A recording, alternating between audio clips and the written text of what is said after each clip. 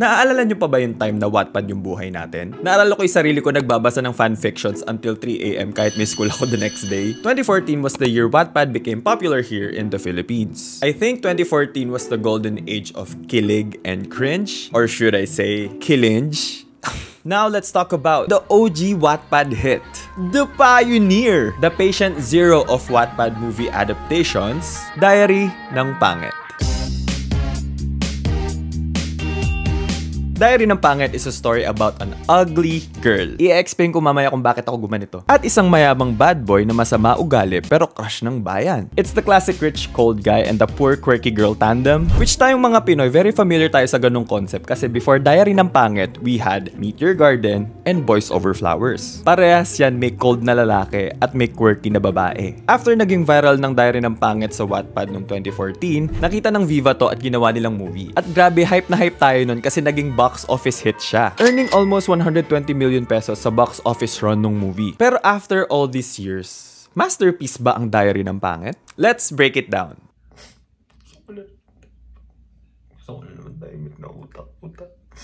Ay, ibang breakdown pala to. Diary ng Pangit was written by Have You Seen This Girl? The answer to that question is yes. Kasi kapag isi-search mo Have You Seen This Girl pictures, lalabas yung pictures ng author. So yes, we have seen this girl. At ang plot, it's about Aya, ang pangit na girl, na naging personal maid ng isang mayaman at supladong lalaki na si Cross. The usual enemies to lovers story. Nung nakita ng Viva yung story, ang sabi nila, approved! And history was made. Nagkaroon tayo ng Nadine Lustre at James Reid sa isang movie, also known as The Start of Jadine. Si Aya, played by Nadine Lustre, is the classic protagonist. Mahirap, awkward, pero bibo at madaldal. Pero ang hindi ko gets, bakit niya inaalipusta yung sarili niya? Like, girl, Nadine Lustre ka, kung pangit ka, ano pang tawag mo sa amin? Si Cross naman is played by James Reid, ang definition ng rich, pogi, pero may attitude nga lang. Sino pa yung nasa cast? We have Chad, played by Andre Paras. Yung second lead na wala talagang laban pero panalo siya sa puso ko. And we have Lori, played by Yassi Pressman, the best sane with a British accent.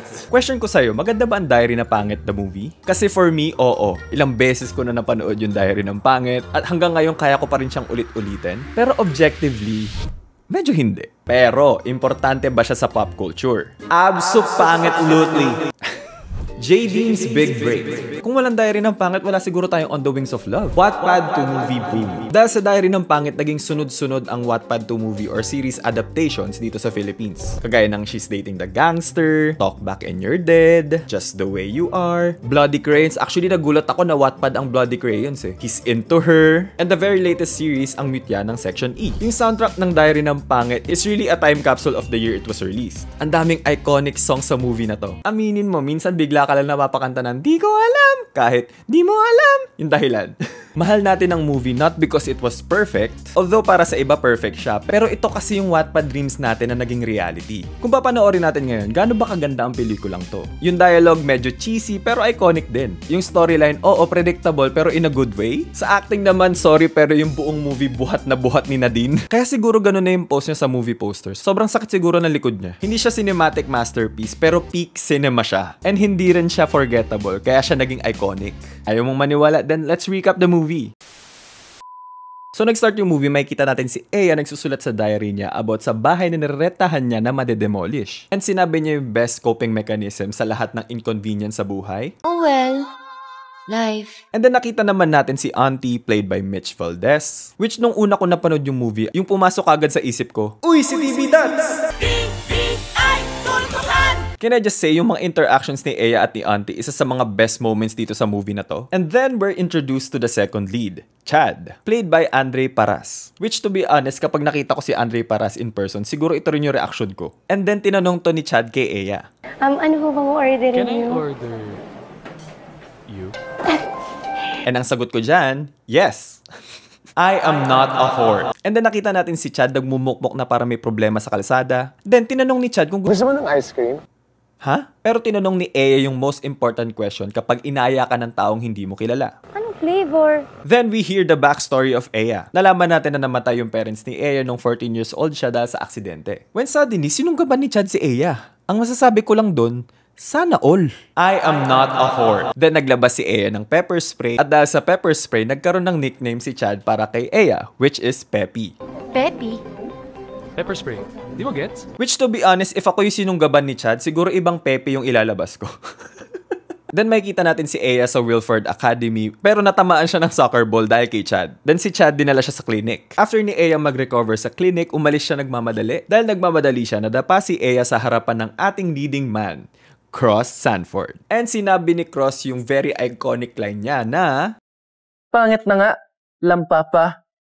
Double whammy. hindi ko alam kung ano yung meaning ni Cross sa lampa pa. Sinasabi niya bang lampa si Aya o wala siyang papa? And then nagkaroon tayo ng montage of Aya looking for jobs hanggang sa makarating si Aya sa napakagandang bahay. Pinapasok siya ng mayordoma of the house played by Candy Pangalinan, which is one of the characters na na-enjoy ko talaga sa movie na to. And sinabi niya na hinihintay na siya ni Mr. Sanford at sinabi niyang, sana makatagal ka. and then we're introduced to Daddy, I mean Father, played by Gabby Concepcion. I am not a whore. And sinabi niya na marami na nag-resign na yaya dahil My son is a difficult person. dito natin nalaman na yung anak niya is none other than Cross. Ang daming iconic lines ni James dito sa movie na to. What now, you old toothless fart? What now, you old toothless fart? Wag ka, you old toothless fart. Then si Aya prinotektahan si Daddy Concepcion. Unang-una, hindi utot yung tatay mo. Pangalawa, hindi siya bungal. Pangatlo, ang gwapo-gwapo kaya ng tatay mo. Yes, Aya, I agree. And then sinabi ni Cross yung favorite line ko sa movie na to. Whatever you are, get out! Whatever you are, get out! And then naging gabi, dumating si Cross sa bahay, lasing, Aya doing her job as a yaya, or should I say, yaya, tells Cross na magpalit ng damit. And what's a Jaden movie kung walang scene na pinapakita ni James yung katawan niya? Like, huy, Cross, ba't ka dyan nagpalit? And then we're given this Jaden moment, and my God, the kilig! Next morning na, nasa school na tayo, and then we're introduced to Lore with a British accent. Then si Cross lumapit kay Aya dahil may papabili siya. Pumunta si Aya ng National Bookstore. Pagbabayad na dapat siya, only to find out na walang binigay na pera si Cross. And to the rescue, I see Chad. At binayaran niya lahat. Ininsist ni Aya na babayaran niya si Chad, pero Chad says this. Basta next time, pag ako hingi ng favor, you're gonna help me, okay? What in the manipulation? Then nakita natin si Aya na ini-interrogate siya ng mga mean girls. Tinanong si Aya kung bakit niya kilala si Cross at si Chad. Bago mag-escalate yung situation, to the rescue naman ngayon, I see Lore, yung comedic timing and yung delivery na din dito. Sobrang chef's kiss. Nung sinabi ni Lore, You little chicken boxes! Let go of her! taon-tawa ko sinabi ni Aya. Sinong tinatag mo na chicken poxes? Oo nga. Ako ba yun? Then nalaman natin na si Lore, every time na sasabihin ko yung Lore, may British accent, okay? And then dito natin nalaman na si Lore, mahal pala si Cross ever since nung kinder pa sila. Next, may kita natin si Chad nang hingi ng tulong kay Aya para bumili ng damit para sa girl na gusto niya. After mag-shopping, inaya naman ni Chad si Aya, or should I say, Inaya, sa isang party. And then umuwi na si Aya sa Sanford residence, and then in-invite rin ni Cross si Aya sa isang party. Then dito natin nalaman na yung party na yun ay kay Lore. Then sinamahan ni Aya si Cross sa isang photoshoot. During the photoshoot, yung phone ni Aya bigla nag-ring. Nagalit yung photographer kasi nga, No cell phones during my shoot! tapos tinapak-tapakan niya yung phone ni Aya. Noong una ko talagang napanood to, awang-awa talaga ako kay Aya. Kasi rin naman yung acting ni Nadine dito, sobrang believable. Like, awang-awa talaga ako sa kanya. Feel ko yun talaga yung phone niya at that time. And then sinabi ni Cross, one of my favorite lines sa movie. Pag ayos mo ng gamit ko, pwede ka na mag-off. Nung day off ni Aya, nag-hangout siya with Lore, and dun na-establish na BFFs na sila ni Lore. Kasi sa tingin ni Lore, hindi pretentious si Aya. And then, in-invite naman ni Lore si Aya sa birthday party niya. Pero ang hindi alam ni Lore, na invited na talaga siya in the first place dahil kasama niya si Cross, and in-invite rin siya ni Chad. Which is a problem kay Aya kasi kakasabi lang ni Lore na hindi siya pretentious. And at this point, tinatago pa rin ni Aya kay Lore na personal maid siya ni Cross. And then, nasa school na naman, hinahanap ni Aya si Cross, tas narinig ng Mean Girls yun. Sa kaselosa ng Mean Girls, nag-away si Aya at yung Mean Girls. Biglang dumating si Cross and tinigil niya yung away. Tas ito naman si Cross, sinabi na girlfriend niya si Aya. I would like you all to meet my girlfriend. So si Aya nagulat, tinanong kung ba't niya sinabi yun. Sinadya ko yun. Para mas lalo kanilang pag-initan. And then Lore finds out that Aya is Cross's girlfriend. Which to be honest, kung ako si Lore, magagalit din ako. Kasi kaka-establish lang na BFF kita, tapos biglang boyfriend mo pala yung crush ko. And then dun na sinabi ni Aya kay Lore, Personal maid ako ni Cross. What? OMG. Ingkit ako. Ano ka ba? Cut to Ea na nasa locker room and then bigla siyang hinila ni Chad para pag-usapan yung plano niya. Nakita to ng Mean Girls and sinabi nung leader ng Mean Girls yung isa sa mga favorite lines ko dito. Even Kuya Kim couldn't explain this. And then we find out na yung crush ni Chad ay none other than Lorray. And then sinabi ni Chad kay Ea yung magiging plano niya sa birthday ni Lorray. Kukunin ko yung kamay ni Lori at itatakbo ko siya sa garden. Doon ko ibibigay ang ring at yayayain ko siyang maging girlfriend ko. Birthday party na ni Lorray. And then nagkaroon tayo ng onting backstory about kay Cross. Kung bakit Cross is the way he is. Sabi ni Ian, BFF ni Cross, I think nag-umpisa yan nung nawala yung mom niya. sinimula na ni Chad yung plano niya, binigay niya yung bracelet kay Ea para ibigay kay Lorray. Ibibigay na dapat ni Ea yung bracelet kay Lorray nang bigla siya nabangga ng isang tao. Dahil doon, nabitawan ni Ea yung bracelet nang biglang nawala lahat ng ilaw sa party. Sinubukan talaga ni Ea makuha yung bracelet kaso nasipa-sipa na ng mga tao and then may nakapulot doon sa bracelet. Pasok frame si Chad, nag-confess si Chad ng feelings niya, only to find out na si Cross yung may hawak ng bracelet. Sabi ni Cross, Dude, are you gay? bakit may problema ka ba, James? Bakla, ha? Ha?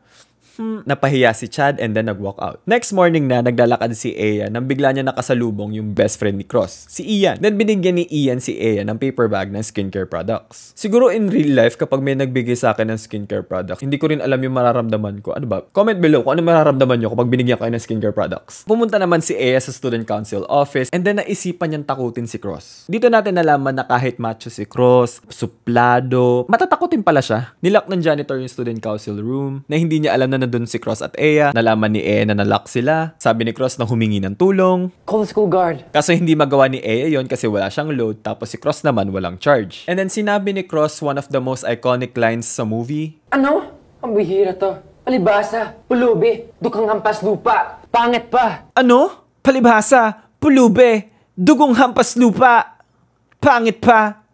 Since wala na silang choice but to spend the night there, dito natin nalaman na namatay yung nanay ni Cross sa plane crash. Nakatulog sila. Then the next day, ginising sila ng janitor and then umuwi na sila. Then nalaman natin na may lagnat si Cross. Teka, ba't mainit ka? Sa sobrang init ng lagnat ni Cross, binigay ni Viva yung gusto ng mga Jaden fans. Hindi ko alam kung ano yung mas hot yung lagnat ba ni Cross o ito. Dahil sa taas ng lagnat ni Cross, na-admit siya, and then bumisita yung friends ni Cross. Dito rin natin nalaman yung reason kung bakit binigyan ni Ian si Ea ng skincare products. Kasi gusto ni Ian na kuminis si Ea. Bakit derma ba siya? Derma ka ba? Thank you, Ea! Para nga kuminis ka. Para gumanda ka. Then nilibre ni Lorray si Ea sa isang makeover pamper spa day. Dito nakuha ni Ea yung Princess Diaries moment niya na mag-transform sa isang magandang babae. Again, dito rin natin nalaman kung bakit in love tong si Lorray kay Cross. Kasi nung bata sila, prinotektahan ni Cross si Lorray sa mga bullies. Nakipag-meet up si Ea kay Chad and then nagkaroon ng reading challenge bigla. Plastic surgery. Hindi. Hot oil lang yan. Admit it, you had a plastic surgery. Admit it, you had a brain surgery. Gagged! Pumunta si Ea sa bahay ni Chad dahil gusto ni Chad gumawa ng cupcakes para kay Lorray. After gumawa ng cupcakes, umuwi si Ea sa Sanford residence at hindi napansin ni Cross yung makeover ni Ea. Yun ang akala natin. Sige na. Maganda ka na. Same, Ea. Same. Nung gabi na, nagutom si Cross. So si Cross naghanap siya ng pagkain sa ref niya and kinain niya yung cupcakes na ginawa ni Chad para kay Lorray. Nakita ni Ea na kinain ni Cross yun, so nagalit si Ea, nag-away sila. After ng away na yun, nag-resign si Ea sa job. Pinuntahan ni Cross si Ea sa karinderya ni Auntie para mag-sorry. Long story short, nagkabati sila. Halika na, malilate na ako eh. And bumalik si Ea as yaya ni Cross. Dumating si Ea at Cross sa school, nang biglang nakidnap si Ea. Then nalaman natin na ang kidnappers ay yung Mean Girls. Coincidentally, nandun si Chad around the area and then niligtas ni Chad si Ea in the most Pinoy movie fashion possible. Hindi ko alam sa'yo pero itong part na to made me feel things. So naligtas na nga ni Chad si Ea, nag-usap sila about kay Lori. After na nakauwi na si Ea sa Sanford residence, habang tulog si Ea, may ginawa si Cross na medyo trigger warning para sa ibang tao. Nang biglang niligtas na naman ni Chad si Ea. Pero luckily for Ea, panaginip lang ang lahat. Nagising na si Ea and nakita niya na may cupcakes sa bed niya galing kay Cross. Dito na nag-start ma-fall si Ea kay Cross. Then binisita ni Ea yung parents niya sa sementeryo. Nang biglang nandun rin pala si Cross dahil binisita niya yung mom niya. Biglang umulan so naghanap sila ng pwedeng masilungan. Nilamig si Ea tas binigay ni Cross yung jacket niya kay Ea. Pero ginawa niya to. Hindi ba enough yung jacket? Body heat. Oh, kasi body heat pala. Sorry I am not a whore. And then, foundation day sa Wilford Academy. Then nakita natin si Lore, kinakausap si Cross sa storage room. Nagko-confess na ng feeling si Lore kay Cross. Doong hindi nila alam si Ian at si Aya nakikinig sa conversation ni Lore at Cross. Confess si Lori, sabi naman ni Cross na girlfriend niya si Aya, pero sinabi naman ni Lori na alam niya yung totoo, pero sabi ni Cross na mahal niya na daw si Aya. Nang biglang tinulak ni Ian si Aya papasok ng room. Tinanong ni Lori kung totoo ba, walang nagsalita and then nag-walk out si Lori. Pero nalaman natin na sinabi pala yun ni Cross dahil alam ni Cross na pinupush ni Aya si Chad kay Lori. Dito rin natin nalaman na scarer si Aya sa isang haunted house dun sa foundation day nila sa school. Tinawagan ni Cross si Aya para mag-meet, inaya ni Cross si Aya magpa-marriage booth para mas maging believable na sila talaga. Nakita lahat ni Lore yon at nasaktan siya. Walk out si Lore. Nakita ni Chad na nasaktan si Lore. So si Chad, kinomfort niya si Lore. And that's the start of Team Lorehad. Pinuntahan ni Lore si Aya dun sa haunted house. Nag-usap sila. And to be honest, isa to sa mga funniest scenes sa movie. Bakit ang daming okay dito? Sorry po. Tinanong ni Lore si Aya kung mahal niya na ba si Cross. And then, umuo si Aya. Then comes prom day sa Wilford Academy. Lahat ng tao nakamaskara nun. So dance-dance sila. Bilang na partner si Aya sa isang unknown guy. May air quotes dahil talaga ba Aya? Hindi mo nakilala yung biceps ng amo mo?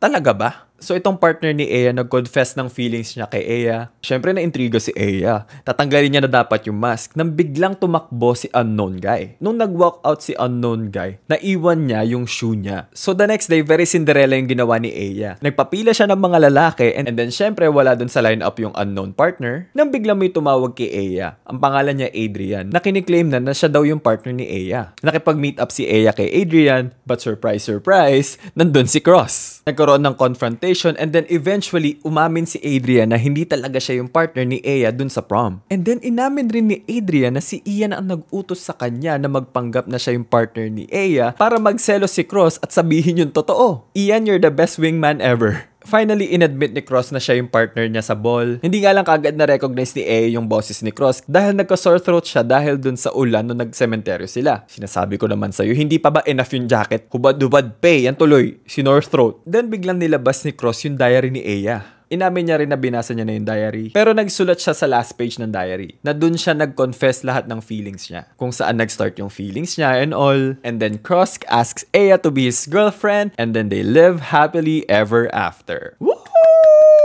So after all of that, ano nga ba talaga ang diary ng pangit? Masterpiece? O nostalgia fever dream? Siguro pareho. If you want to watch something that's light, romantic, funny, then I highly suggest na panoorin yung diary ng pangit if hindi pa. And if umabot ka hanggang dito, gusto ko lang mag-thank you for giving me your time. Sobrang na-appreciate ko yon. And please give this video a thumbs up para malaman ko na you like this type of content. And syempre, don't forget to subscribe!